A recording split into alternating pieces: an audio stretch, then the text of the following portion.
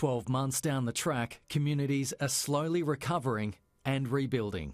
Lifeline's bushfire crisis support is still dealing with over 300 calls a day from those suffering trauma from the fires. It's staggering to us that 12 months on from the bushfires, we are still getting 200 to 300 calls every day from people affected within the bushfire communities. And that totals to about 90,000 telephone calls in the last 12 months, which is 10% of all of the calls that Lifeline gets. The number of people reaching out for help has increased by 20% from levels seen before the fires and the coronavirus pandemic. A lot of people get through the tough times, hang on, and then maybe 6 or 12 months later, then it really hits them. It hits them that they're still living in a shipping container, that maybe they didn't have enough insurance to rebuild their home, that their business has gone forever, that their job's gone forever. So these things can hit people a lot later. So we anticipate that the service that we're providing to bushfire-affected communities will go on for another 2 to 3 years. New data from the Red Cross has revealed 6,000 bushfire survivors have received financial grants from the charity, but funds are running out. 86% of the $240 million donated has now been spent.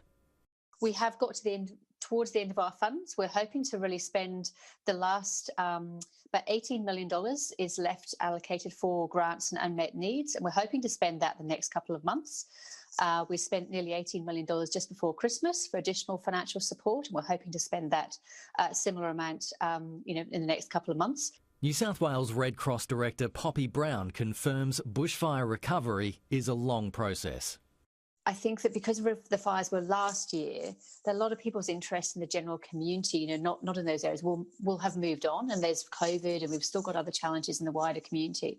But those people in those communities, it'll be a long journey for them, and sometimes trauma, people do fine for some time, a period of time, and then they suddenly, they're not doing so well anymore. So they'll continually need to reach out for, psychological support, for counselling, for support to help them rebuild. Award-winning novelist Thomas Keneally has delivered a touching tribute to all those who donated during the crisis. You humbled us with the scale of your goodwill. And all we can say is thank you. It's not enough to say, but if we did not say it, we would not be worthy of you. You have shown us plainly what it is to be a citizen in a blazing world. Thank you. Thank you.